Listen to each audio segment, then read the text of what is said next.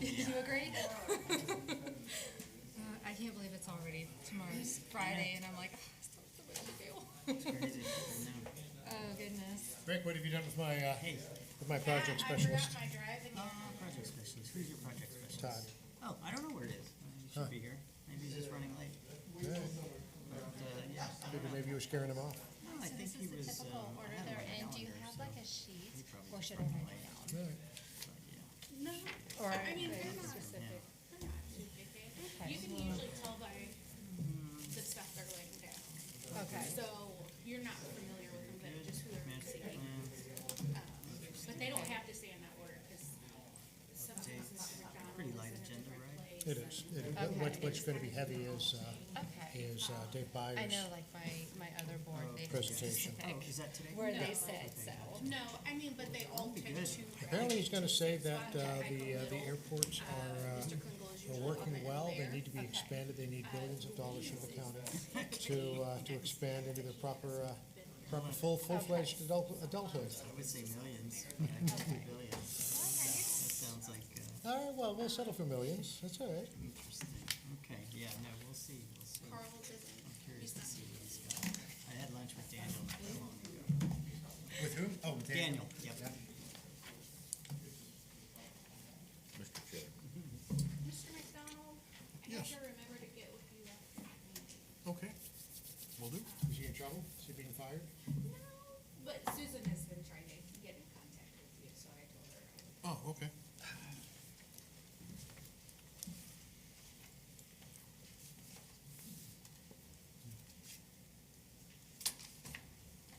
Must be no in trouble. It's always fun when you get in trouble. What are they gonna do, fire a volunteer? One can only hope. Nah, you pretty much have to quit from these jobs, you know.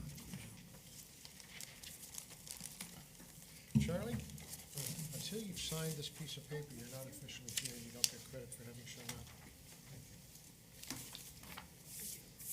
And your absence gets noted in your permanent record. That's right. That's right. Good afternoon, everybody. Welcome, and a special welcome to Todd. Good morning, sir. What a day.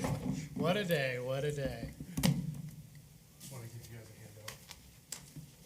As opposed to a hand up? This will be for the presentation later. Oh, thank you. Stacks of papers. Oh, For that's later. cool. Presentation later. For later, all right. Thank you, sir. You're very welcome. While massive amounts of paper are being distributed, I'd like to call this meeting to order. Welcome, everybody. Thank you for coming. If we could, as a first order of business, if you'd like to join me standing and Pledge of Allegiance.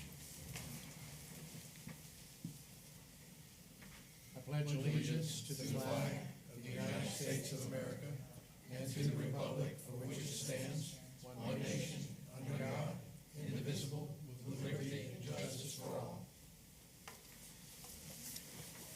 Thank you very much. All right, so who wants to do the roll call today? Danae one last time, or Christina breaking, or breaking Christina in with you observing? I'll go ahead and take care of it. Okay, in attendance today, we have Carl Flanagan, Present. Mark Klingel, Here. George McDonald, Here. Charles Carr, Here. Heiko Kallenbach. Here.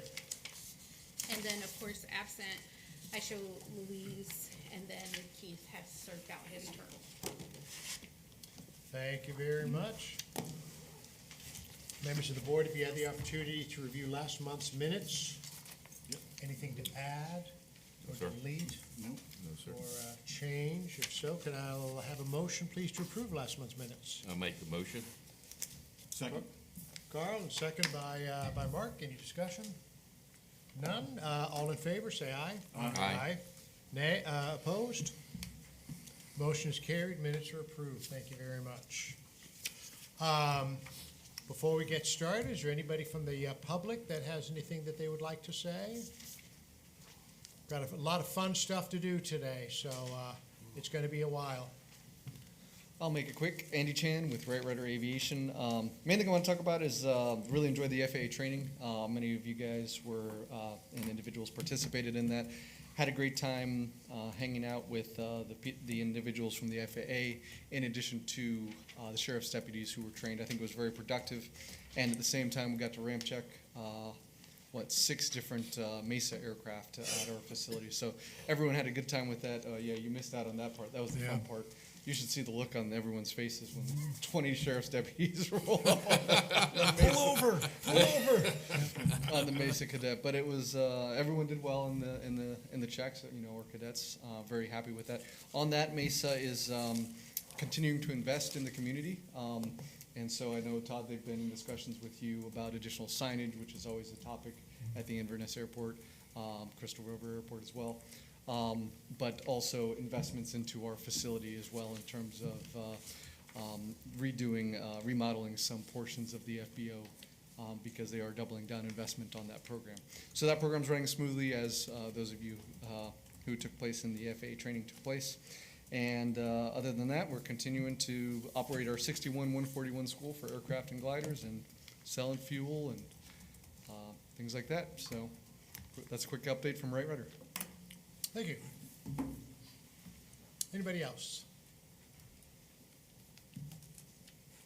Okay, thank you very much. New business. All right, first wanted to introduce Ms. Christina Lamb here. We'll be taking over for Danae. Welcome, welcome. Would you like to stand and tell us a little bit about yourself? All right. Hi, everybody. I'm Christina Lamb. So I have lived in the area my whole life. I've been working here for the county for a little over 2 years. I currently work over in the tourism office, and then now tourism will be shifting under economic development with aviation. So I will be taking over the administrative duties for the 3 departments. So. Well, thank you very much. Appreciate it. Thanks for coming. And of course, Danae has done a wonderful job for us, and we're very sorry to see her go. But I trust you'll fill her rather large shoes with great technique. Inverness Master Plan. Yeah, it's the new project, kind of pre-starting it with consultant ICE, provided a scope of work, and it's going to cover the master plan, disadvantaged business enterprise, or DBE, and also include a public outreach. We're in the pre-stages for that, getting everything, all of our ducks in a row, and then get our FAA application ready, and also with FDOT as well. And that'll be a 98 and 2 split grant. So more to follow with that, but. All right, thank you. Pappy Lights. Pappy Lights, yes. I know that they were in op, Friday? I think that's when I got the message that they weren't working. Put a work order in, and as of Tuesday, they should be up and running. It's the last I heard. So they should be working. Right. They were working yesterday. There's some question as to whether or not they're properly aligned. Goody, can you speak to that? It's run by 9, has been off a little bit, it's okay. Okay. We don't have that approach right now. Right. Okay, There is a realignment tool for Pappy, so, okay, I'll look into that. great, thank you.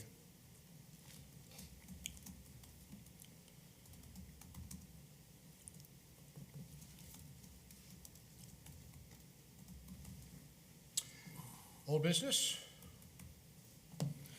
Financial analysis and business planning. We're going to go further into a presentation, but we're pretty much done. We've collected all the data. Now we're going to have a presentation for y'all later, and then before it goes to the board, my plan is to be in front of the board March 12th. Okay.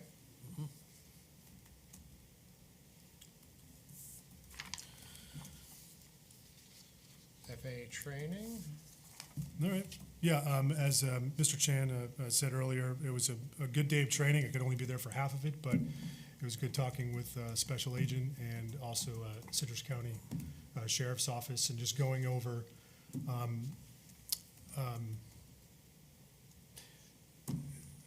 interdictment, a type of well, if you run into an unauthorized airman or who has jurisdiction at the airports to take care of things like that, and it was kind of an oversight. But it was really good training for half the day, and then sounds like you guys had a good time at Inverness. A few things that we went over that I thought that was important was indicators for air smuggling, whether if there's like missing or concealed altered tail numbers. And we got to see some examples of those and what people will do to try to conceal or hide who they are was very inventive, to say the least. Just if anyone looks, suspicious, maybe someone's carrying a lot of duffel bags or maybe their landing gear is really muddy. Just things like that to kind of should throw us aviators off, like, where are you coming from, what are you doing, and who has jurisdiction. So it was all very informative. It was. So Charlie Carr and I were attended there along with Andy and, of course, a whole room full of sheriff deputies. And just really want to give a big shout out to Sheriff Prendergast and Lieutenant Marshall for having so many of their deputies there present for the training. I think they got a lot out of it. Each deputy was given a hard card of bullet points of what they are and are not allowed to do with respect to interdiction. Coming up to somebody that's on the ramp that's near an airplane or coming out of an airplane, what they should be doing, what they should not be doing, the circumstances that should result in an arrest, the circumstances that shouldn't, and various points like that. They have a lot of good information. And as Andy said, we then went out to the Inverness Airport, and the deputies got some training in giving ramp checks under the watchful eye of the FAA. And of course the cadets there got some experience getting ramp checked in what was hopefully a not the normal threatening situation where the FAA says I'm here to help. But I think it all was very, very successful. And thank you very much for staying on top of Charles Simpson to finally make it out and give us this training. I think it was well received. Yeah, and it was. It's been a while. It took us a long time to get here, but it happened. And one other thing was in accordance with 14 CFR 61.3, it allows any law enforcement officer to request airman certificates, medical certificates, government-issued photo ID, and aircraft registration. Exactly. Just want to make that point. Very nicely done. Okay. Anything else on that? Power lines. Power lines on Penn Street. I talked with both Duke and with Facucci and got down to the point of it's Duke power lines that were in question. They're the concrete utility poles. They're higher than the wooden ones, so those power lines win the power line ball markers. Right now, we're working on an agreement to get that moving. Yep. Thank you. Yeah, it was funny, that was just brought up by one of the Crystal Air Group instructors last week. When do those power lines get there? Yeah. Well, they've always been there since they were covered up by trees, and now the trees are gone, and so the power lines are not nearly as visible as the trees were. So I think the ball markers will be a good addition. Yeah. Yep. Hangars. Hangars, as you can see, Inverness 16 T hangars, 0 vacancy, 21 are waiting. Crystal River 20 T hangars, 0 vacancies, 20 are waiting. Crystal River's 2 box hangars, 0 vacancy, 5 are waiting. Looks like we need some hangars. I think we need more hangars. Board of County Commissioner updates. Right now, it's to nominate and appoint AEB members. That's what's being, should be, Danae, that should be February? February 20th. Oh, it's right there. Yeah, the should be the last meeting in February, their last meeting in February. So normally our terms begin February. Okay. Will all the terms be pushed back now to begin in March, or will these people be retroactively appointed to have begun their terms in February? Is it retroactive? It'll still be January. Yeah, it'd still be January, yeah. In other words, everybody will still be up in January. And we Yes. can hold off electing a new chairman and vice chairman until the new members are seated? Yeah. That's what we normally do? Mhm. Fair enough. Just remember, I've been bribing you folks with donuts all year long. Duly noted.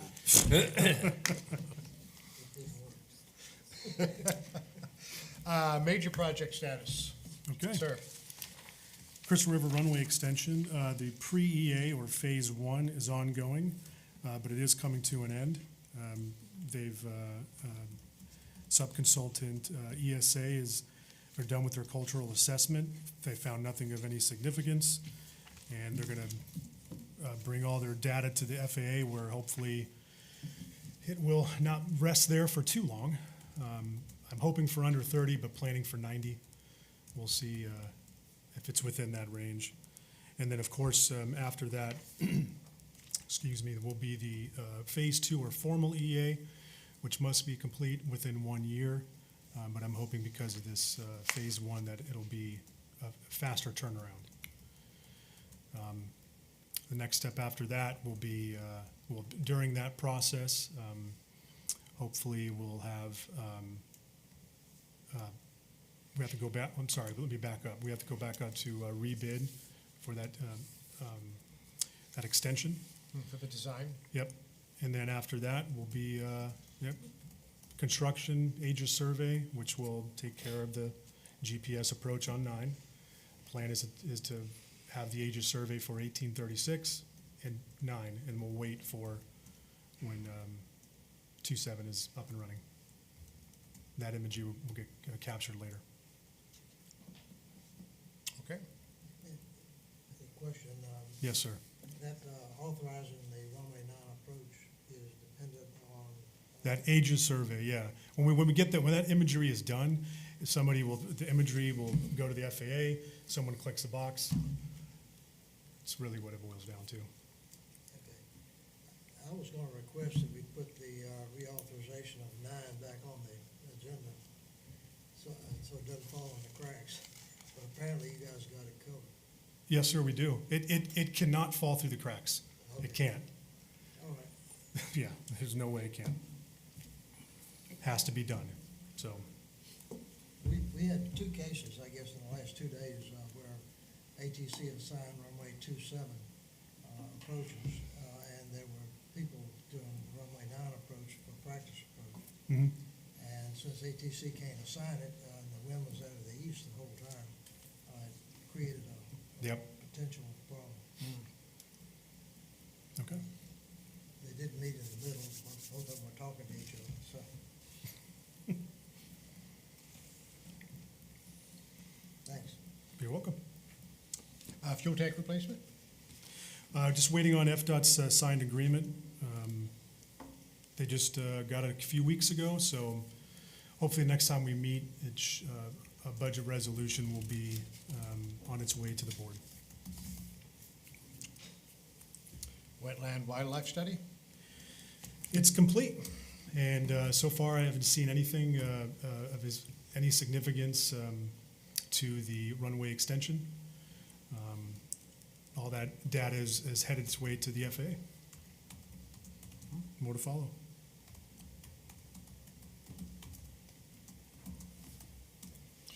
Our favorite Inverness airspace study and obstruction removal? Yep, I still have in staff's queue interpretation of an obstruction in accordance with City of Inverness's LDC. Still waiting on an interpretation of that to really move forward. But part of that master plan that I was talking about earlier, it's going to cover a public outreach, which is required. We're hoping that that public outreach will also be incorporated with this study as well, if it's needed. Question. Yes, sir. So Todd, is that in conjunction with the county attorney, or is that just strictly with staff to come up with that determination? The county attorney, it's in her Okay. inbox. Yep. And that's it. I mean, for that project, it's slow moving, but I'm pushing. Okay, good enough.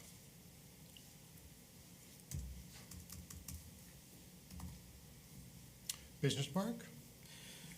Phase one, the NTP is 314, if I'm not mistaken. And we do have a sinkhole in the DRA.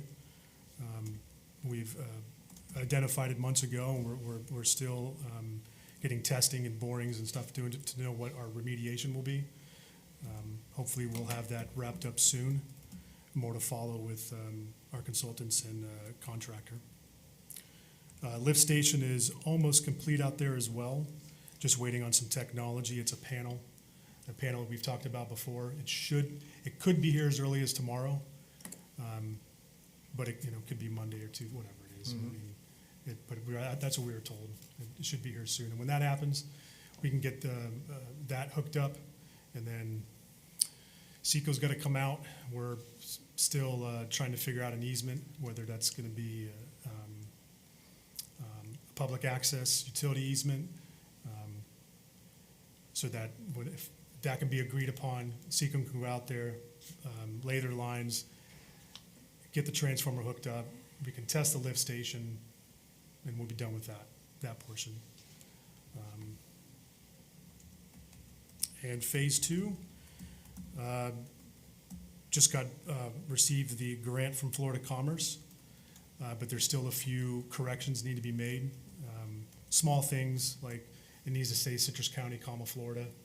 They have something else there, and I know I'm not going to waste anybody's time. So if they fix up these few grammatical things, I'm hoping it's a quick turnaround and we can get this puppy moving. So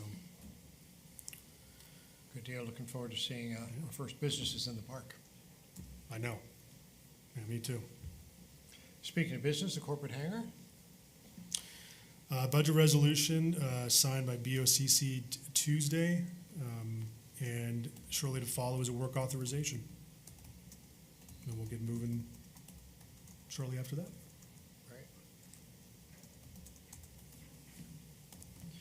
Repavement and marking runway taxiways and aprons. Budget resolution that was a couple days ago, and as soon as that's signed, get a work authorization to get them out there and start working. It's just it's one of those things where the job's going to take longer than the actual process, but we'll tighten up our runways, taxiways out there, and everything will be in much better shape. And I opted for a better reflective bead for the asphalt. I think it's a type 3, so that's good too. So it'll be more clear where cars are allowed to drive and not? Too soon? Beep, beep. Airport signage. Just got the scope of work in, and going to be adding a few other language items to that as well with the county, but looking forward to that too, sprucing up our areas, getting some signage to where the actual airports are, and beautifying that area. Is there any sort of central design committee that's coming together to try to coordinate and make some sort of similarities and complementary Yes. fashion statements between the two airports? The short answer is yes. So we have to be cognizant of the countywide branding on this. So we brought in the communications team. It's something we've been working on for about a year to do what we call wayfinding signage throughout the county. Welcome to Citrus County, monument signs, which are substantial, and you actually brand the posted signs as well. So you've got single post, double post, and then at a large area, you would probably put a monument sign, or at a county-owned facility like an airport, you put a more substantial sign, opportunity for branding. So we are working as teams to get that. We have to make sure that this is consistent with those, because that is really the step 2. Right. Good, thank you. And on to the minor projects. Okay. Inverness AWAS replacement. We have our quotes. Consultant ICE is managing that, but FAA is going to be, just we're really waiting on them for our grant.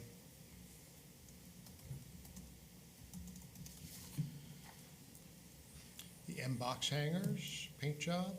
Yep, for the Inverness Clean and Paint M-box hangers, the shade hanger and the corporate hanger at Crystal River.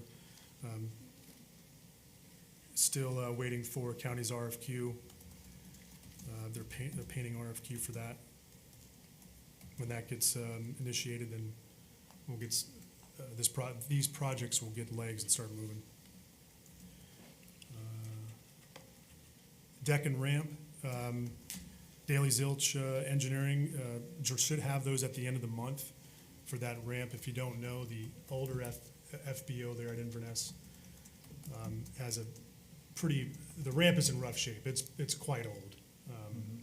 So when I got the call that in pictures that it's in rough shape, immediately try to resolve this, but getting a quote for a metal ramp, it's taken a little bit some time. But we got the money. As soon as we get that, we'll get this moving as quickly as we can. It is not forgotten about. Forgive my ignorance, but where is the old FBO? It's I think it's Bayflight. Is it Bayflight? I'm always getting that. There's so many medical helicopters. The north end of the airport? Yep, it's the north part of the airport, yep. Gotcha. And only Bayflight uses that now? They do, and the ramp in particular is, they push gurneys up and down it, and it needs to be replaced. Got it. Yep. And then finally, the awning. I'm still waiting for quotes for this. I'll try to get in touch with Daly and Zilch again and see where we're at with that.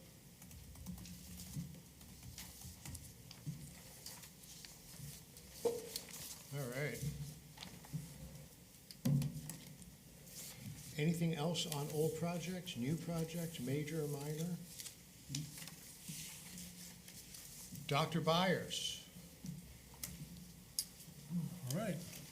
you're up, sir. Dr. Byers is here today for financial analysis results. He's going to go over this PowerPoint, which should be in front of you. Very brief, I hope, but there's a lot of material that's contained in that handout that Todd gave you earlier. Good afternoon, Dave Byers with Quadrex Aviation. What I'd like to do this afternoon is give you the overview of the findings. And as the disclaimer says, these are my observations, comments, and opinions. They don't reflect anybody else's but mine. So you can take it or leave it. You can tweak it, whatever you feel is appropriate for you. But essentially, it's my take on your situation that you find yourselves in, operating two airports, looking at it mostly from a financial perspective, but also some of the developmental prospects as well. Excuse me, Dr. Byers, would you mind raising the microphone just a little bit? There we go. How about that? Is that better? Beautiful. Okay, let's see if this works. Great. Again, just as a refresher, what this project was about to begin with was just to be able to answer a lot of the questions that you had regarding how the airports are performing. And each airport's unique in terms of the business model that they operate under. But really the outcome is to give you the tools that help you, number one, understand a lot better what's going on at each airport, but also some of the formative policies and things that you might want to do with each airport as well. But the ultimate goal is to be able to achieve long-term financial sustainability, that you can pretty much operate the airport just based on the revenues. Just real briefly, just a rehash of the SWOT analysis, both for Inverness and Crystal River. You've got a lot of good things going. There's some things that you could always use. Hangars are always going to be on your list. And pretty much the environment that you operate under as well. Location is everything. Airports by their nature are monopolistic in terms of, they're there because they're there, and people who visit use your airport because that's where they want to go ultimately. So you do have that advantage. Workforce is always going to be an issue with us. I think it's a national issue. Pilots, CFIs, maintainers, A&P mechanics, they're all in demand, and there's no sign that it's going to let up. I'll jump right into it, talk about management and staffing. So really one of the things that, that jumps out at me is that you're really understaffed for what you have going on here. Even if you had just one airport, in a lot of cases it could end up being a full-time job. But to have your responsibilities split between two airports plus other ancillary responsibilities really puts a strain on being able to have the representation that the county needs at both airports. And that was something that was also brought out in the SWOT analysis. Really you're understaffed for what the core responsibilities would be. And so the recommendation is short-term, within the 1-5 year range, to get yourself an operations manager. It could be a young person, even fresh out of school, but has some aviation experience, airport experience. So essentially you have eyes and ears at each airport, and to be able to manage and monitor what's going on at each airport. Some of the responsibilities that belong to the FBO right now can be spun over to this person, particularly inspections, making sure the runway lights, the PAPIs, all the visual aids are working. Also, just to make sure that things are not out of line with what is supposed to be happening out there. But ultimately, their job is to promote that safety and security for everybody that's out there using the airport. Accompanied with that would be a financial and administrative assistant that could handle the basic financial matters that go on at each airport. They could handle maybe accounts receivable, accounts payable, make sure that they get in the right hands. But that person would really coordinate a lot of their responsibilities with county staff as well. But again, it's something that is designed to help you start moving towards, again, having that self-sufficiency that you'd want. Long-term, this is like the 5 to 10 year period, assuming that you do achieve that financial self-sufficiency. Having an executive director who is more or less the overseer. They implement the strategies, the goals and objectives. They direct the resources that are needed for both airports and act as that liaison with the county. And also to manage other county staff that has some responsibility with the airports as well. And then perhaps two departments, operations and maintenance, which would handle the day-to-day activity out at the airport, and then actually coordinating repairs, maintenance. At some point, you may even have your own dedicated maintenance staff, but that's, again, a long-term view. Same with finance and administration, that as you get a little more sophisticated in things that are going on, particularly at an Inverness with the business part, and what roles that, between economic development and the airport, just having, some responsibility for what happens out there, in terms of tenants. They could also get into marketing, leases, agreements, grant applications, and administration. So that department would handle those types of responsibilities as well. Then switching gears, talking about, and this is probably the meat of it all, is the financial analysis. Looking at your operating revenues and expenses, and that's where I focus most of my attention on. Looking at the FBO, for both airports, the hangars and other aeronautical properties, fuel, flowage, and other leases, and then jumping into some of your operating expenses. Well, let's jump right into it with Inverness and the FBO lease at Wright Rudder. You just extended their lease another 5 years back in August. There's 2 additional 5-year options that were written into that lease. The lease facilities include the terminal and the hangar building.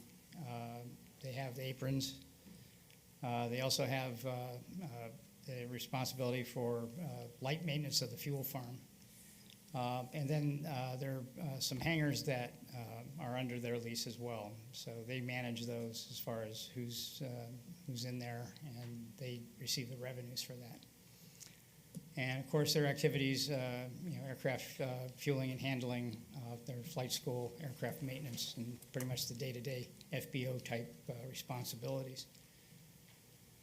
As far as the revenues are concerned, the building was built in 2012. There was a 2016 appraisal that showed that the fair market value was $3.65 for that building as a kind of a composite of what's hangar, what's office, terminal. In 2018, which was the initial term for the lease, they were paying around $65,000 per year. And in 2023, and this is 2023 numbers, it worked out to about 78, almost 79,000 per year. And that's mostly because of the CPI adjustments that over that term. The fuel flowage, which is classified, your classification is a royalty. The lessee's aircraft are exempt from that, so his flight training aircraft do not pay into that fuel flowage fee. So it's really just other tenants and visitors. 5 cents a gallon, which is written into the lease. Last year, you collected a grand total of almost $6,300 for 125, almost 126,000 gallons. But again, that doesn't include what he's pumping into his own aircraft for that. And you can see where his profit margin is based on. Fuel sales is probably the biggest ticket item as a typical FBO. That's usually what they bank on. But with the other things that he has going on, the flight instruction, the hangars and tie downs, and whatever he makes from aircraft maintenance as well is all part of that profit center for him. So as far as the recommendation is concerned, like I said, you just started another 5-year term, but as you get closer to that end of that 5-year term, my recommendation is to renegotiate the lease. And there's a couple of reasons for that. Number one is to get a more recent appraisal. So the 2016 appraisal is almost 8 years old. A lot of changes have happened since then in terms of what the values are for a lot of aviation properties. So it'd be in your best interest to get another appraisal, get another opinion on what those properties are worth. That would include the facility itself, the hangars that they control, and also the fuel farm. Then as far as rents and fees are concerned, so as far as the FBO facility, pretty much like it had been, is the appraised value, fair market value. But also, you have a couple of other things that are going on. So those hangars, he's making money off of those hangars right now. Why that was built into the lease, I couldn't ascertain why those hangars were in his lease as opposed to something that you're doing with your other T hangars. As far as managing those. There wouldn't be anything wrong with letting him continue to handle that, but you would get the rents and he would get a management fee for doing that. The fuel farm, which he uses essentially for free other than the light maintenance that he has on it. That has a cost to it that you're going to have to replace that at some point. You have responsibility for the major maintenance. And so somehow you need to recover those costs. So there may be a fuel facility fee that you built into the next lease. And then the fuel flowage fee, I'd consider getting that out of the lease, primarily because if you want to adjust that, you can do it a lot more easily if it's built into, say, a rate, an external rate as opposed to something that's internal to the lease. And there's a basis for that as well. Let's see. Yeah, as far as the FBO lease, I think that was pretty much the basis for that. But a lot of, you've got this window of time that you can start looking towards the next iteration of renewals, because Crystal Aero Group's pretty much in that same boat. Your T-hangers, you've got 16 units out there. You collect about 400 and change a month from them, so it works out to about 81,000 a year. The recommendations, and you just talked about that. You have this waiting list. Right now, the sticker shock, when you look at what T-hangers are, what it would cost you, is anywhere from 150 to 200,000 per unit. Which, if you try to do that on your own, you can't charge enough rent to recover, what you put into it, without, upsetting the apple cart. That you'd be paying a lot more. FDOT has been pretty generous with grants, 50-50 with the sponsor, but that money's getting tight. And so it becomes a little more competitive, particularly when you have other priorities ahead of it. One thought is consider a third-party development, so a condominium-type development where somebody else comes in, builds the hangar. They'll either sell it individual units, to other users.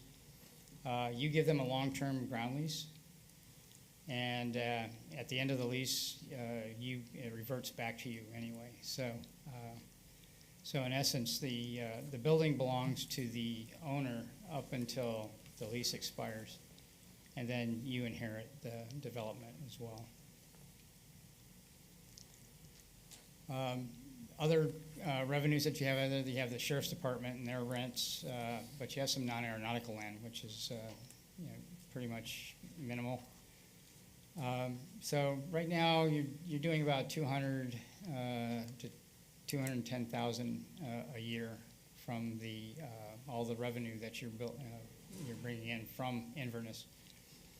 As far as potential revenue, this is one of those things. I just did a little quick pro forma on the business part.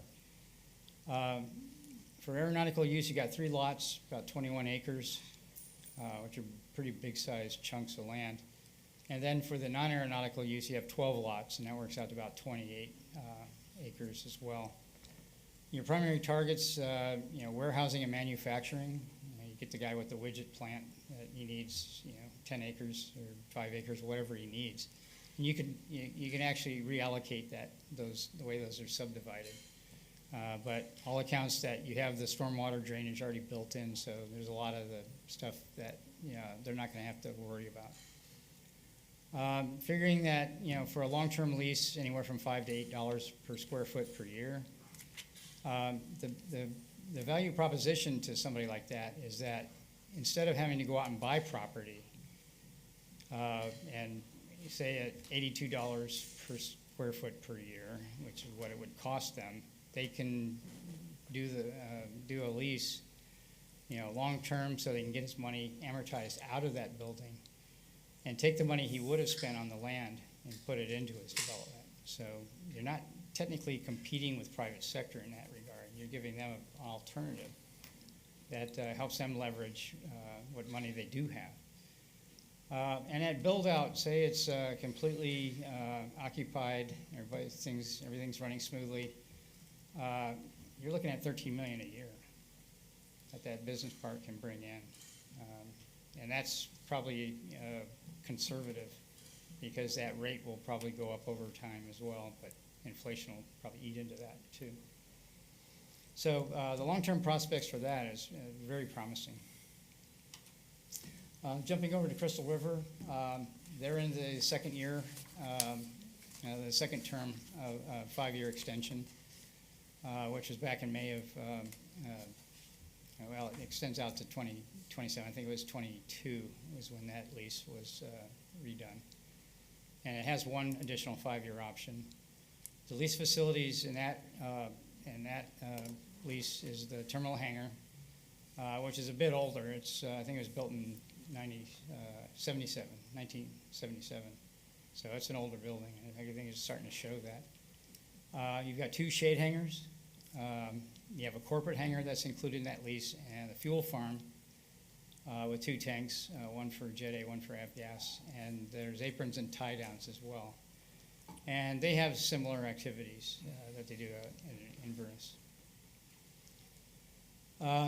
In terms of revenue, this lease was structured a lot differently. In 2013, which is when the initial lease was put together, they're going to pay $3,200 a month, which works out about $38,000 and change, and 5% of their gross income. And so you contrast that with what the appraisal came out to be. And again, it was pretty much the same time. You can see what the value of those facilities are, at least the terminal hangar, the shades, and the corporate hangar. So the implied lease value is about $131,000 plus. But in 2023, that between the base rent and the percent of gross income, you collect about $54,000.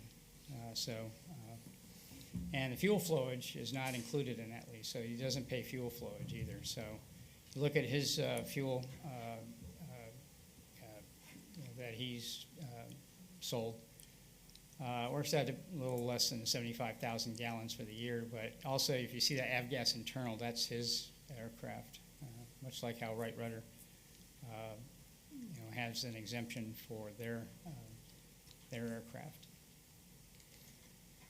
So the recommendations there are very similar. You renegotiate the lease when the term is up. The appraisal of the premises, so it's about the same time frame as Inverness. Pretty much the same basic scope. Take a look at the facilities based on their age and what their market value would be. And then establish your rents and fees based on that. So again, the FBO facility, a percent of appraised value, the shade hangars. In this case, maybe it's a management fee. You take the shade hangars and you have them manage those, make sure they're filled, and you give them a percentage of what they collect in rents.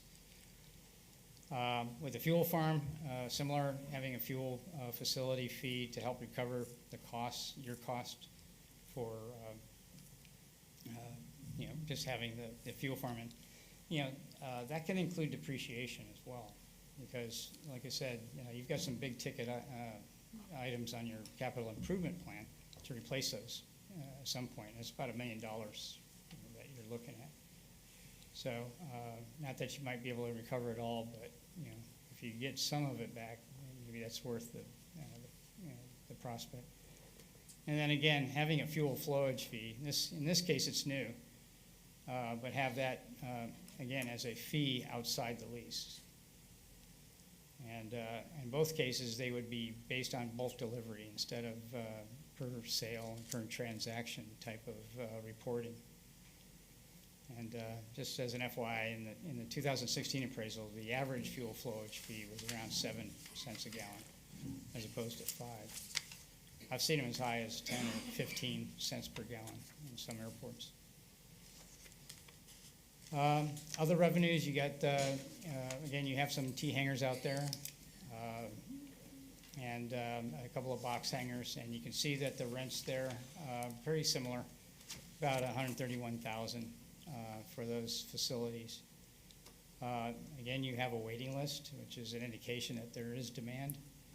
And again, the replacement value can push that, what you have to charge to recover that if you did get state funds.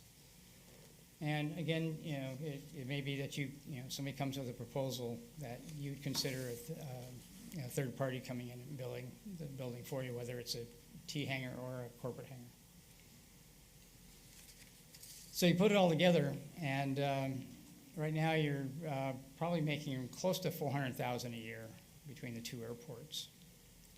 But my take is that both FBOs are undervalued for what ancillary facilities, in the fuel farm, the hangars, the other things that they're collecting revenue from. The rents themselves, your rents are competitive with other airports around the area. But in both cases, the non-aeronautical land is really your strongest opportunity for growth. And when I say that, the financial growth, primarily because you're outside the, just the ups and downs of, aviation, no pun intended, but, it could be great, and then, 5 years from now, it could be in the toilet. So you just don't know. So again, just summarizing them, the reappraisals, renegotiating the lease rates, the fuel flowage fee outside of the lease, and a fuel-based fee to recover your costs. As far as the hangars, again, very similar. One thing you might do, right now, your T-hanger leases, your other leases are based on a CPI, Consumer Price Index, that goes up every year. And that could be, some ups and downs on that. So you might want to consider a flat rate so that the tenant knows what his increase is going to be year to year, instead of maybe we get whacked with another CPI adjustment that just pushes the envelope there. But I think if you stuck with maybe a flat rate, it might balance out in the end. And then as far as the land leases, when you have the opportunity to do a master plan, like you have one for Inverness, but same with Crystal River, is take a look at all your property. And in the past, a classic, I don't want to call it a mistake, but the approach would be, let's see how many hangars we can put on this airport and at build out, and whether or not you can meet that demand. I take a hard look at it, because what happens is the FAA looks at that as aeronautical use property. And if you wanted to, say you got somebody that could put in something that would fit, but it's non-aeronautical, the FAA is going to say no until you redo your airport layout plan, and then they're going to wonder why. So it may be just take another step back and look at how much space do I really need for hangars, but what else could I carve out for non-aeronautical development? Good example is public storage. These public storage units that you just buy a little, space and you forget about it and it gets auctioned off or whatever. They're cash cows, and they don't take a lot of maintenance and very just minimal hands-on. So things like that can really accelerate your revenue side of the equation. Operating expenses, this is going to be a lot simpler because, frankly, there's not a lot of data. And we've struggled with this. But as far as direct operating costs, I could identify about $143,500 last year. And that came right out of your budget. But one of the drawbacks is you don't have any allocation to each airport as a cost center. So what is each airport costing you? With labor, there is actually no labor that's allocated to either airport. And, that's not true because you have Todd's time and you have a lot of other county staff who spend time on airport business that should have that cost or percentage of their time allocated to the airport. So once we've identified that, then you get a truer picture of what each airport's costing you. And that helps tie back into the revenue side of the equation. So when you look at the breakdown, contracted services, the big ticket item there is mowing, and that number's probably going to be higher next year, the fiscal year we're in right now. But maintenance and repairs takes a big chunk of that too, just to keep everything going smoothly. So as far as recommendations for operating expenses, adjust your chart of accounts so that you have a way of allocating costs to each airport. Identify labor costs as an allocation to each airport, and then insurance coverages. I didn't see anything in there as a line item for what the insurance costs that you have, whether it comes under the county umbrella. I'm pretty sure there's riders on that policy that address airport matters specifically, just to make sure that you're covered. and also making sure that your tenants carry the appropriate insurance as well. I won't take a lot of time here. I think Daniel will have lots more to say about that, but I just took a look at your capital projects coming up. Inverness, about 17 million.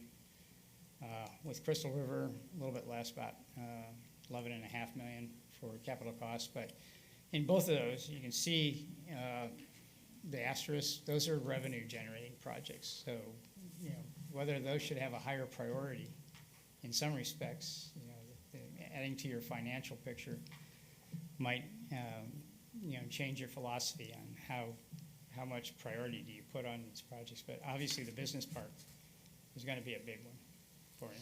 I have a few more things to say about that. Let's see, what did I just do? Then there are some suggested improvements by the FBOs.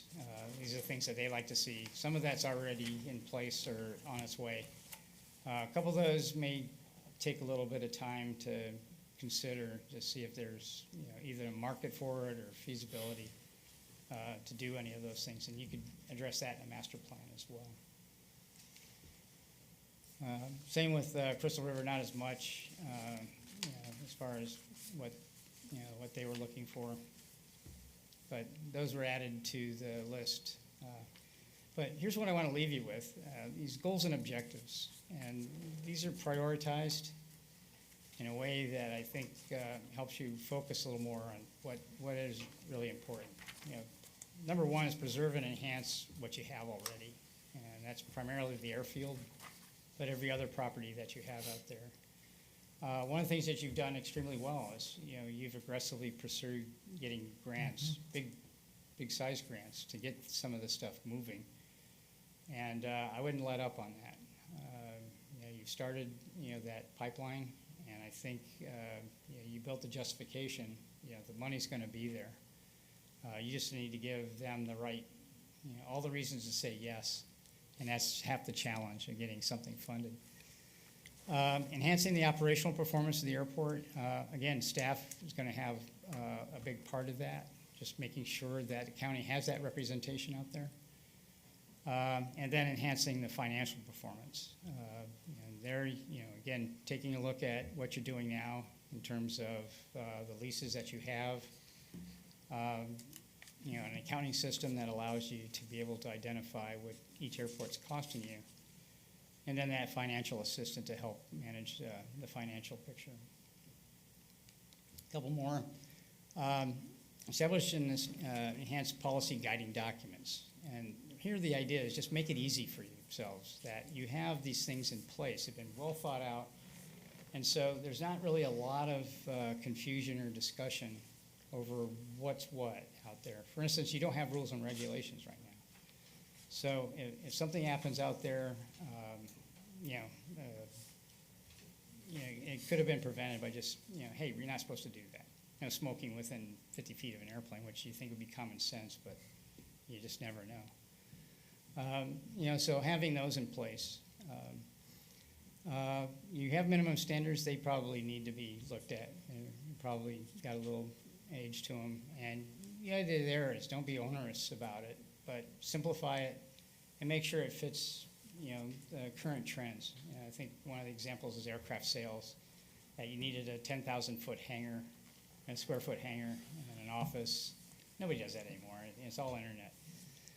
So why have that as a minimum standard? But on the other hand, what if you have a skydiving outfit that wants to come in? And the FAA will be there to tell you, hey, it's an aeronautical activity. You can't discriminate against anybody else out there. Well, yeah, but what would you want from a skydiving outfit to be able to operate out there? So you would address that in the minimum standards as well. Then you have a bunch of other things that are out there floating around. The idea is consolidate those into one volume called general provisions, and I'll briefly address these. But it brings it all into one document that you can put everything else in there. And then finally, prepare and promote for this aeronautical property to be developed to attract new business. It's like the business part. If you're not going to I don't know what the time frame is for when you're ready for your first tenant, but you need to start now. I mean, you're well on your way, and, maybe it takes another, 12 months. I'll typically suggest that it takes at least 2 years to land a deal. From the first time you contact somebody or somebody contacts you till you close the deal. So there's a lot of time in between that you're doing a lot of schmoozing, a lot of, back and forth negotiating, that now's the time to start that process, and, so that you're ready when, the facility's ready. And, coupled with that is putting together a development guide that helps prospective tenants understand how to do business with you. You sort of walk them through the process of here's how you start, that you want a lease for the property, but you also have to build it. And you've got to negotiate building, zoning, utilities, all these things. So you do a lot of the front end work for them. So it makes it very easy for them to understand how this works. And it also helps them, take the impression back that you guys know what you're doing. And we had it all thought out well ahead of time. And I just briefly run through this. Essentially, there's 5 parts to these, what I call the policy guiding documents. The first one is these general provisions, just consolidating a lot of these administrative things. So is there an application process? How is that, how is that processed through the county? Lease provisions that are standardized. So there's some things that are, the FAA will tell you what to put in a lease. Non-tenant use permits, you get somebody who's not a tenant, but he wants to use the airport on a temporary basis. Maybe it's a special event, he wants to be a banner tower or something. Do you have a process to allow those to operate, those folks to operate? What are your insurance requirements for each type of activity? A T-hanger waiting list that you might want to review or actually establish a new policy on how you administer a waiting list. One thing a lot of airports do is ask for a deposit. So essentially you put your money where your mouth is. If a hangar comes up, I want it. And instead of having to wonder, if this guy was on this list for 5 years, you call him up and say, nah, I forgot that a long time ago. If he has a deposit on hand, yeah, he's going to remember that. And then just having a section that discusses your rates and charges and how you got there, how you establish your rates. Definitions. So there's definitions in probably every document. You have like a little section in each lease. The idea is to consolidate all that and take it out of the lease and just incorporate it by reference and have one document that has all the definitions that you'd use for anything airport related that the county can refer back to. So if you needed to change something or add something, you don't have to change a lease to add it. You can just change this particular document. The rules and regulations, that may take some effort just to get your head around what do you want out there as far as regulations. A lot of it's straightforward, common sense. But being able to articulate what you expect for people out there to behave, like don't park in front of somebody else's T-hanger, just like I said, a lot of common sense stuff that you might have to put in writing. But it's really there to protect everybody out there and just make sure that everything's running smoothly. The minimum standards, again, that's you already have it, but really it's there for a couple of reasons. One is it prevents anybody from claiming that you're discriminating against somebody else. Well, this guy got a better deal than me.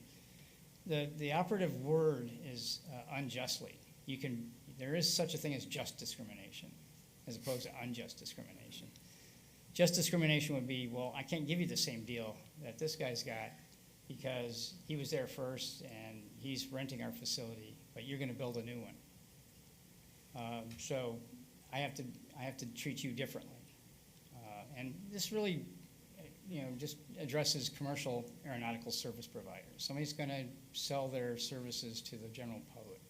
And that's the other facet of this, is you have a responsibility to protect those people, the general public, that if anybody's operating on your airport commercially, that they're qualified, they have the equipment, and they're capable of providing that service safely. And that's what the minimum standards are designed to do. Then these development guidelines. And again, it's just there to give prospective tenants an idea of how to do business. And just making sure that what they build out there is something that blends with maybe a picture of how you want the airport to look, like a campus setting, or at least the colors are coordinated. So you might add those as well.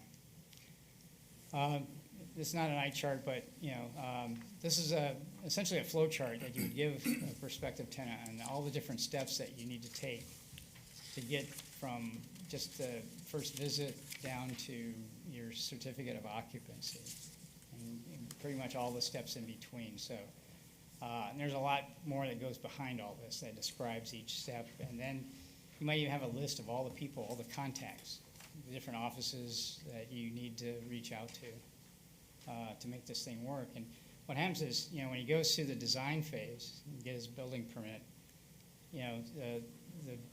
the idea essentially divides. So he's got to negotiate a lease and get that through, but then he also has to go through the building process as well. And then the idea is they all converge at the end, and then he gets his building done. So really the key takeaways, right now you have the basic services and facilities. You're doing a good job. Your FBOs are doing a good job out there. You do need staff to help manage the day-to-day process. The FBO leases are underperforming financially, and the rates need to be improved. The hangar rates are competitive, but you need to add more hangars. Again, that might be vetting your waiting list to make sure that you have 20-plus people at each airport ready, or is there some duplication that I don't care if it's Inverness or Crystal River, I just need a hangar. And then this need for this policy guiding documents. I think that'll go a long way to help everybody understand how your airports should operate. And it's all pretty much spelled out for everybody to look at. So that's it in a nutshell. Hope it didn't take too much time, but I could have added probably twice as many slides. It was a struggle just to get here, but there's a lot of background information too. There's a lot of tables, a lot of material that goes behind this presentation. So at this point, I'll entertain questions. Yeah. Did you look, I mean, you alluded to it, but did you look at changing this over to an enterprise operation? And the reason I asked that is because I was on the economic board of another county, and we had all things developed, and then we had to change the board of county commissioners. And the ones we had were supportive, and then when the election came up, everything dropped. That was one of the bullet points in that SWOT analysis, is this consistency in governance. No. And it's exactly that the airport should not be operating on just who got elected that year, because that could change for the good, it could change Right. for the worst. So, and again, that's part of the overall reason for this project. Is number one, being financially self-sufficient. You're masters of your destiny at that point. But at the same time, if you have these policies in place, unless somebody feels the need to change the policies, it makes it much more difficult. But your question, that's the issue, is it, in this particular case that I had before was one that they think the airport, there's many people who think the airport is for rich people. And that's what it is. Whether, they don't look at it as economic development. They look at it as people who are rich, they have a plane, and that's it. Whether true or not, anything else, that's a perception. And therefore, they think that we spend too much money, and especially if we had one of the capital projects that took several $1 million and did not get all the money from the, like you say, a 50-50 split and took a couple $1 million from the, budget. Whereas in an enterprise, operation, you know, granted, it's not ready now for that, but in the future. Well, a lot of airports are identified, if they're municipal government, city, county, as an enterprise fund, much like a golf course would be, considered an enterprise fund. And that's more just, it's financially operates differently than Parks and Recreation. Yes. They have different financial needs, the money works differently. Mm-hmm. That's one definition of what an enterprise fund should be, is that it has its own identity, which you do have to some degree. The bigger picture is something almost like an airport authority, where you've essentially spun yourself off from the municipal government, and you're operating on your own. Now there, I'll tell you, you have to be financially self-sufficient, not just operational expenses, but also your capital expenses. And that's a heavy lift. Right now, if somebody was, complaining that, well, we're spending all this money on the airport, say you're getting a grant, but you still have to pay, the sponsor share part. My argument would be, why are you grousing? You're getting a highly leveraged capital improvement to a project that you own. So it goes right to the balance sheet. So when that project's done, whether it's a taxiway or a hangar or whatever, the value, of the airport improves. So, it's just like, why would you improve a road? It's a capital project that benefits everybody. And, the Yacht Club for Airplanes idea, it's really not so much about what happens to the people who base airplanes there. It's who's coming to visit you. Because like I said in the beginning, you have this monopolistic location. People are coming to visit you. And, you're the closest place to where they actually want to go, whether it's, something in town or close by. So there's ways of countering that argument that, this isn't a boondoggle, but, you provide a valuable transportation resource for the county at both airports, particularly in an emergency situation. But also it's the value that the users place on having that facility as well. And, as the county grows, they're going to bring their airplanes with them. Or, there's going to be more businesses and people are going to come to visit those businesses, that will use the airport as well. Did that answer your question? So, No, I'm just being, yeah. taking devil's advocate, because that's an issue that you get hit with all the time. Yeah. The airport authority idea is, like I said, that's yeah, where I've been with that. you're definitely masters of your own destiny there, sink or swim. But having you identified as an enterprise fund within the county that, okay, you're special, like, utilities or any of the other functions out there that the city or the county might have is, important too. And that's part of the reason for this as well, is to show a path to get there. Thank you. Anybody else? A couple of comments or observations or maybe a question or two. One big takeaway I got out of all of this was the airports are generating combined about $400,000 a year in revenue, and with certain caveats, they're costing the county $144,000 a year. The caveats being there may not be some insurance costs that are allocated into that, and then the cost of staffing time is not allocated into that. So one of my questions there is if you had any gut feeling, if you could make a blanket statement to the effect that, yeah, the airports are actually making money for the county as is. I'd say yes, but barely. If at that, I mean, it's probably break even. Okay. If I had the rest of the data, which doesn't exist right now, that, if you had the full loaded labor rates of everybody who has anything to do with the airport, whether it's financial, the finance department or legal, just everybody built into that rate. My rough guess would be close to maybe 200, 250,000 Okay. if you added that.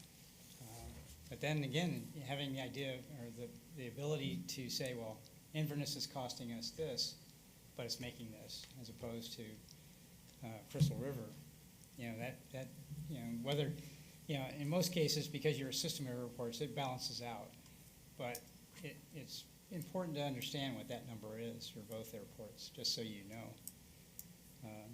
You know, but you know, with the business park coming online, Inverness will be in really good shape. Even though, you know, the county will probably take a lot of that revenue, and some of it will go back to the airport, which is typical of a lot of developments like that, because they have a lot invested in it, so they need to get it back out. But as part of the revenue stream for non-aeronautical development, and I think I mentioned last time the study I was involved with when I was at Embry-Riddle about self-sustaining airports.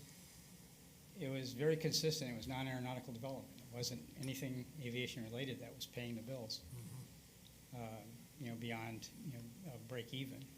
So that's your greatest opportunity. Okay.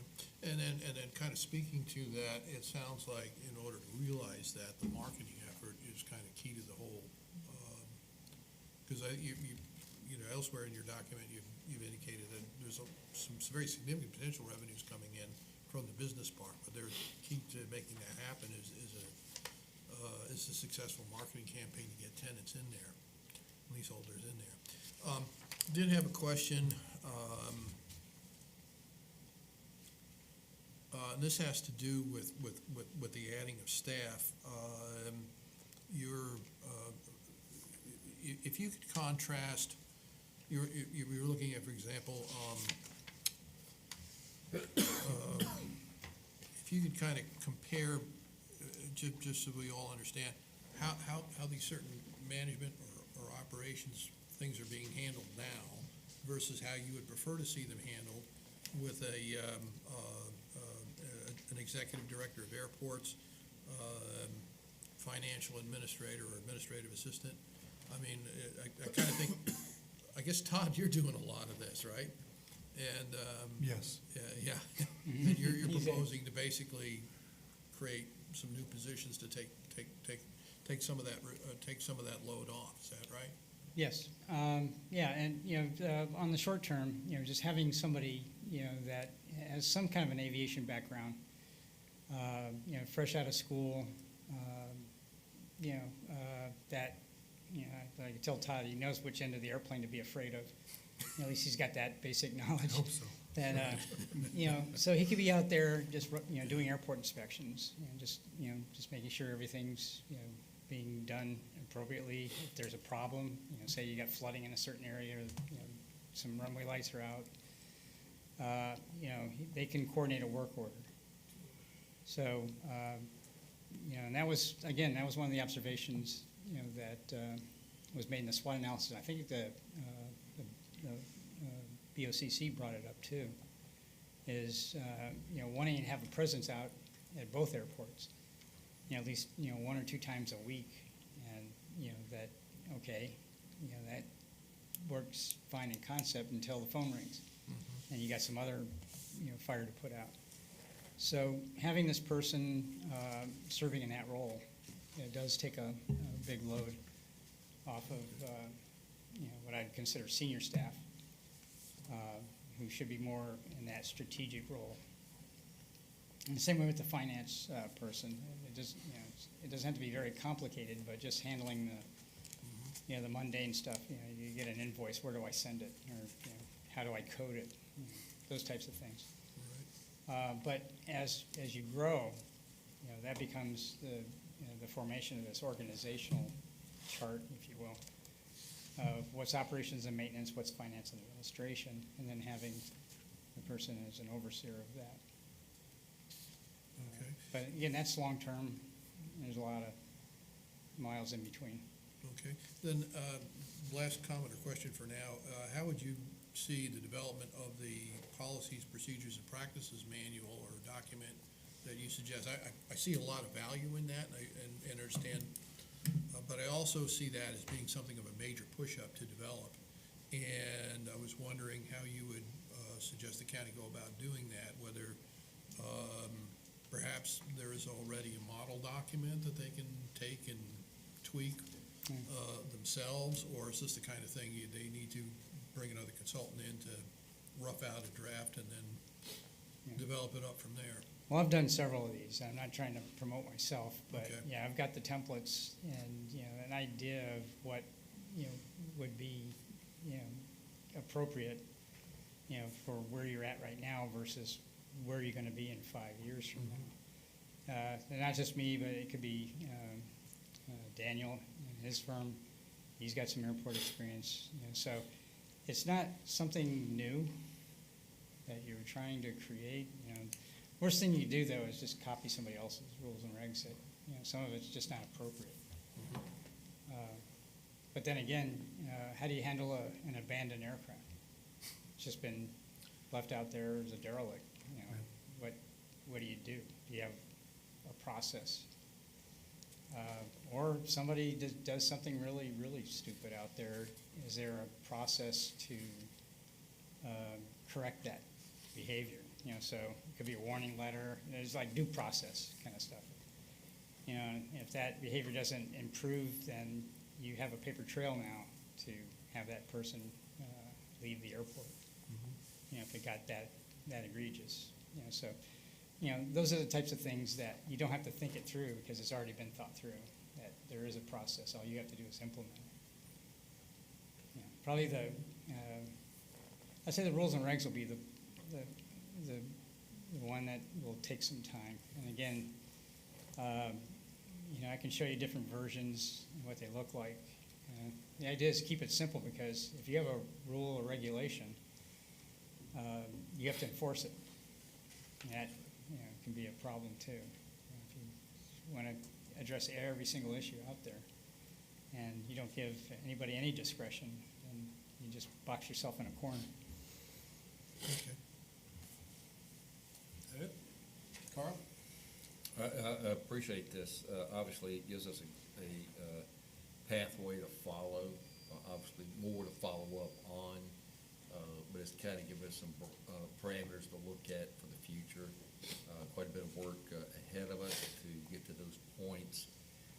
I think the distinction between the two airports and try to draw them into one umbrella is something that the county needs to probably master a little bit better, some decision to kind of pull that together. Like you said, especially with the financial components, so that what is being received is being recorded properly in order to be able to come up with, is this a net profit, net loss for the county? And if it's a net profit, great. If it's a net loss, what are we going to do to alter or change it to get to where we need to be? And I think that with some of your recommendations as far as instead of using the CPI, use a flat. Because I think that one of the things that we've encountered is over the years, the CPI. What CPI are you using? Well, apparently we're using Tampa's CPI. Is that something that would be conducive? In your reports that you've put together in the different areas, what type of CPI, for those that you've done,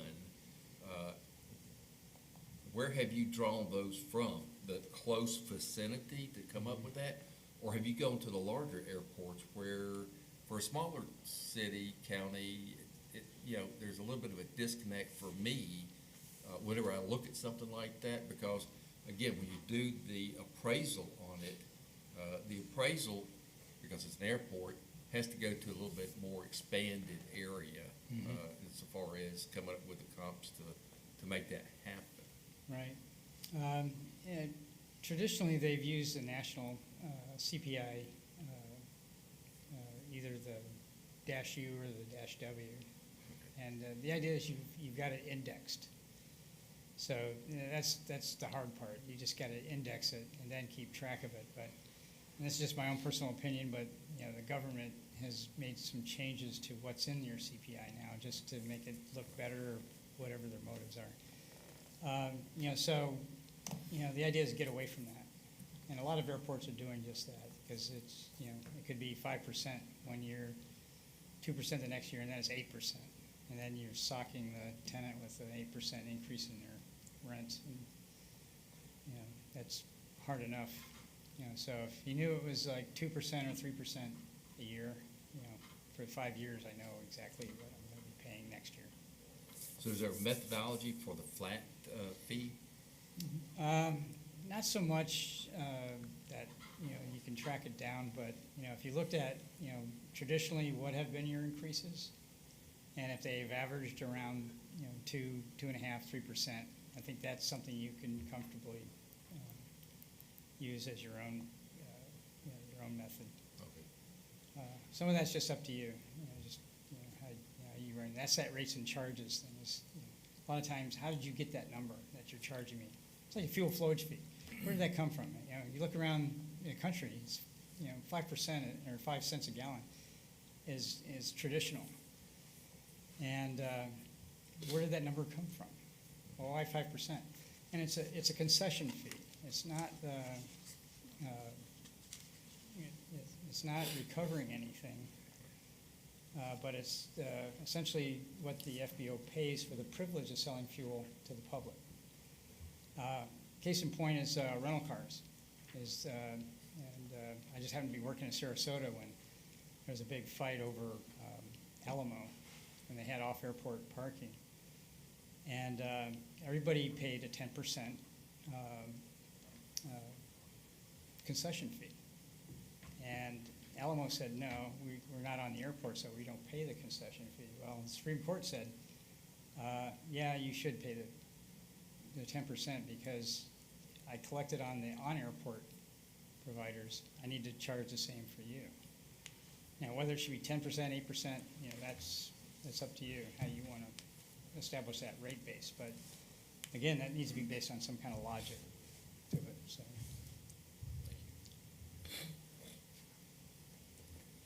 Charlie, anything? No, Got one more? No, does the public have any questions? Does the public have any questions for Dr. Byers? Yes, ma'am.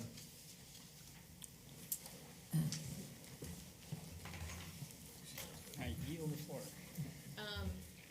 Alonda McCarty, Homosassa, and I'm not sure if it was included in the tables that we couldn't see, but I wanted to know if the sheriff's usage percentage was in that gallons that were sold at Inverness, and if he's subject to the county fuel flowage fee as well. Yes. Thank you. Dr. Byers, thank you so much for the wonderful presentation. Thank you.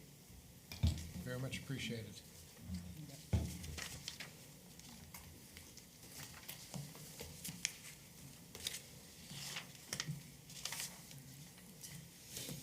Airport security.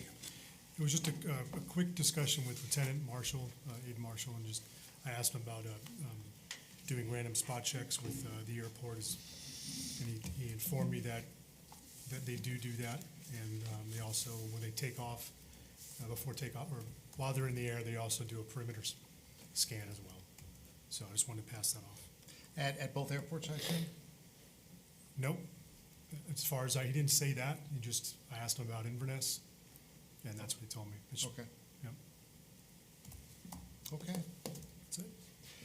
Anything for the board other than get us our new member? No. Okay. Based on everything we've heard, any further comments or questions from the public?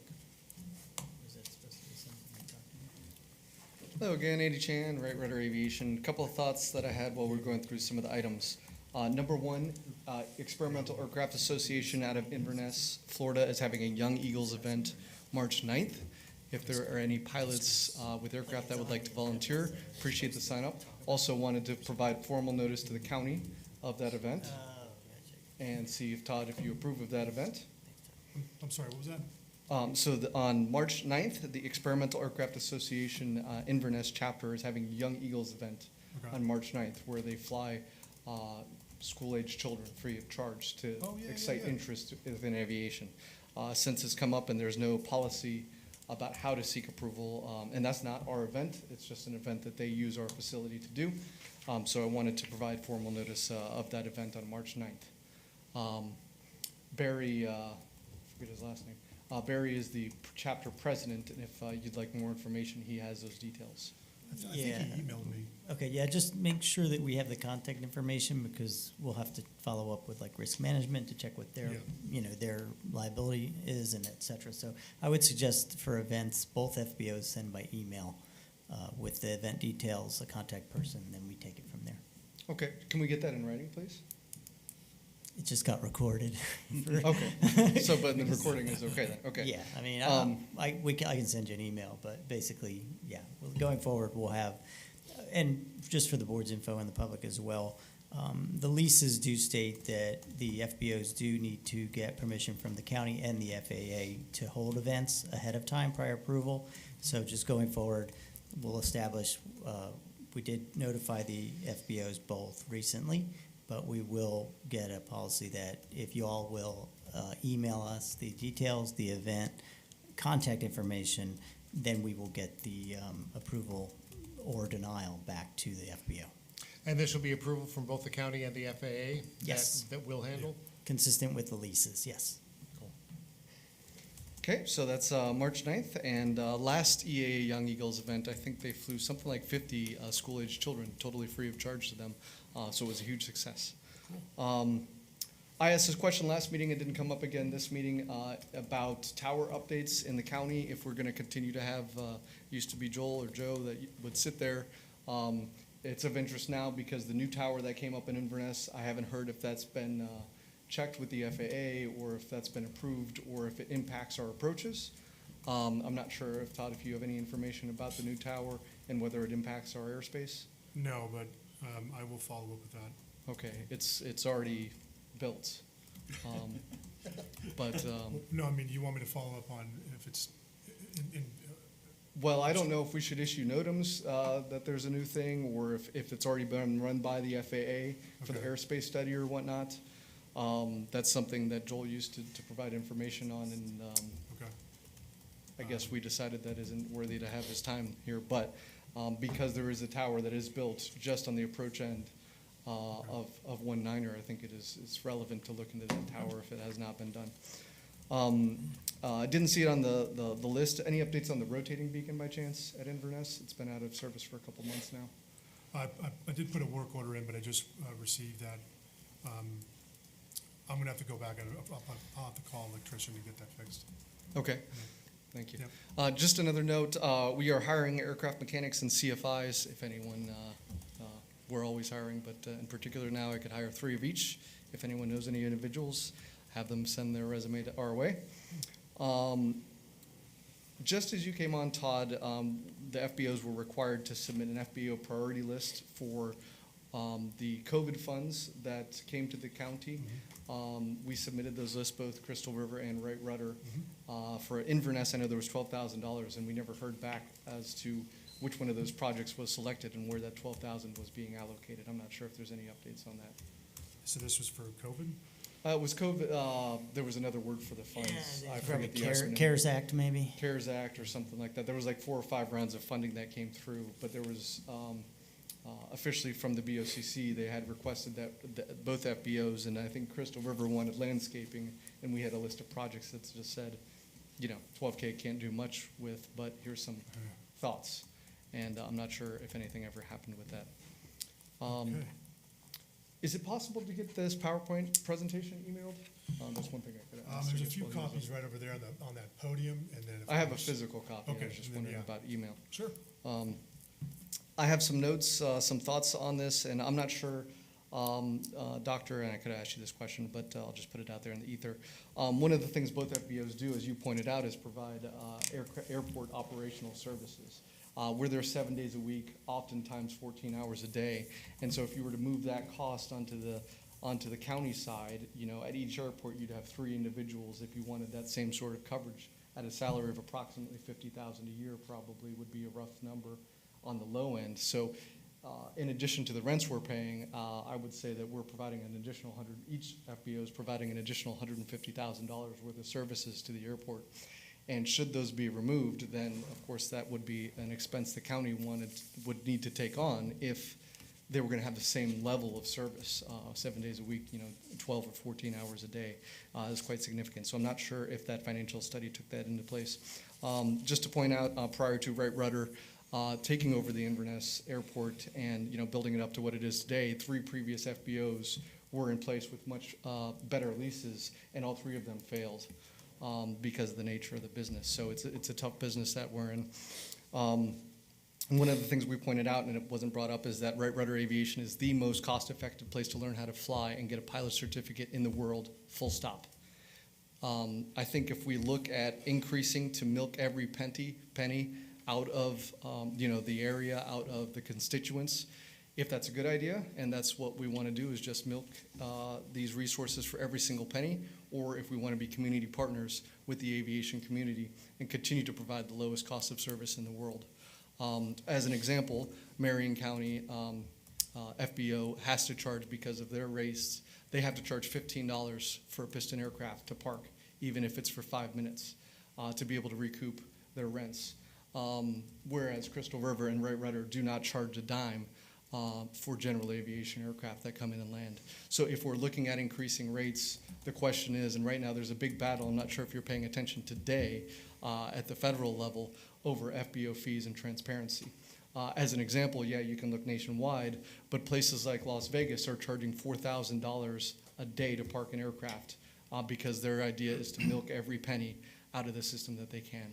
So I think we need to choose, do we want to just be as greedy as possible and take every penny out of this as we can, or if we want to be good community partners and encourage people to get into aviation, because that's a path that we can take one or the other. And there's airports that we can copy on either side of the spectrum. Historically, this county has been low cost to live in, and that's been one of the benefits of living in Citrus County. But should we be forced to raise rates? The hangars that we're in charge of on the north end, we've only raised rates by CPI since we came in, because we do care about our tenants having a low-cost place to park their aircraft. Whereas, of course, the county hangars have gone up significantly. So it's a question of, do we want to be community partners or just raise rents? I know at least 10 individuals who, if we raised our rents to market rates, would not be able to afford aviation in this community. So that's a big question. Also, prior to you guys coming on board, Wright Rudder Aviation took on many roles that the county was required to do, including writing of grants.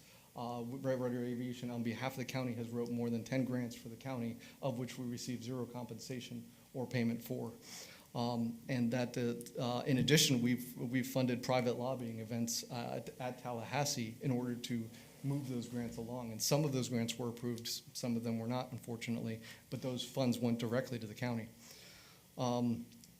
If we do follow this proposal and renegotiate the lease, this proposal means that within 10 years, the county will renegotiate Wright Rudder's lease 3 times, each time increasing the cost significantly.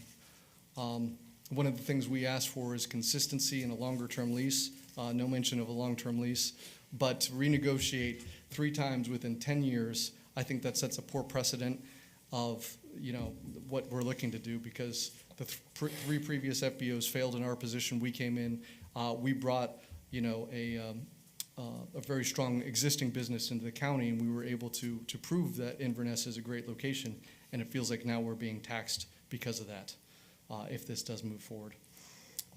With respect to the fuel sites, when Wright Rudder Aviation came in, they were extremely derelict. In the last 5 years, we've poured more than $200,000 into the fuel farms, replacing at least 4 motors, 2 pumps, all the fuel hoses, along with the electronics, and had to rewire the entire system because of lightning strikes. In our lease, and I know it's different for Crystal Rivers, Wright Rudder Aviation is responsible for maintaining those fuel farms, other than the replacement of the metal tanks when that comes due. And we've been maintaining those. There's actually more investment we need to make now because there's something else that broke, but anyways. With respect to third party, we have $5 million in funding. We would still like to build additional hangars. Right now, I have 50 aircraft that we could bring to the Inverness Airport if there were space for the MESA program. But unfortunately, because we don't have that space, we're moving them to Arizona. And so we're losing opportunity here because we don't have hangar space, and we have not been able to build any hangar space, unfortunately. And we'd love to bring those 50 aircraft here. The 23 that we currently operate As we know, there's about 40 different cadets that come into our community and spend their dollars here in this community. And it allows us to continue hiring as we have been. I do like the idea of the CPI cap. I do think the CPI increases should come from our zip code rather than Tampa-St. Pete area, where the highest in the state of Florida, some of the highest rates of the state of Florida have come historically, and that's something this board has listened to and I think agrees with in general. Because we live in this zip code, why should it come from Tampa-St. Pete area? It does not make logical sense, at least in our case. With respect to the waiting list, in terms of proving the need for hangars, you have your waiting list of 20, but on our waiting list there's more than 100. And one of the differences, we're physically there 7 days a week, 12, 14 hours a day, people come in. In addition, everyone knows the village is continuing its massive expansion plans, and there are 3 airports that really serve the village's community, is Leesburg, Ocala, and Inverness. So if we were to build 100 T hangars, we could fill them, no question. Just some of my thoughts on that, but I do hope we do not need to renegotiate our lease every 5 years. That really, again, sets a very poor precedence in our opinion, especially when it's only a one-sided direction that it continues to move in. Thank you very much. Thank you. Anybody else? I think I'll just kind of speak a little bit to the study. Just Sure. So this is meant to shine a light on opportunities, basically. I do want to mention that the airports are a public good. They do benefit our community. So I don't think the intent was ever to squeeze every penny out. We have to make sure that we're making enough return on investment to provide for long-term maintenance, operations, development, repairs. I think that's the goal. I do want to point out that the FBOs are in the room, and they're our business partners, and I always say that, and I hope that we can find a way to help them prosper in this, but also find ways to make the airports long-term sustainable. Because right now the model, when there's a major repair, it's going to fall on the taxpayer, and I don't think that's the proper way to go about long-term development for these airports. So I think that's the main goal there. And I just want to say there are no intents to put storage units on airport property. Industrial and aviation type uses are what we're looking at. So just want to make sure, although it may be a cost generator, we are targeting our manufacturing industry and anything on the industrial side. The airport business park is entirely industrial zoning. We have very limited industrial zoning and industrial space in Citrus County. A 2022 report said 98% occupancy for industrial. Less than 1% of county land, actually 0.6% is industrial. So it is critical that we get industrial space online, and that is the main target. Thank you very much. And just, Andy, to your point, I think I speak for everybody here that nobody's looking to milk anybody. We're looking to see what we can do working together to make both airports as prosperous as possible.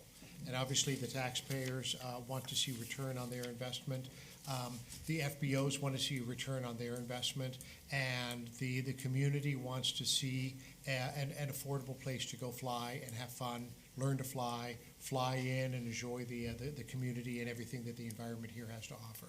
So as Frank said, I think we're all partners in this, and we all want to work together to find a solution that's going to make sense for everybody. Anybody else? With that, so I understand our next meeting is Thursday, March 14th at 2 p.m. right here. If there's nothing else, I believe we're adjourned. Actually, I'm sorry, we need a motion to adjourn. My mistake. I move that we adjourn, sir. Carl moves. Second. Racing to second. Somebody seconded. Those in favor? Aye. Aye. Opposed? We are adjourned. Thank you very much.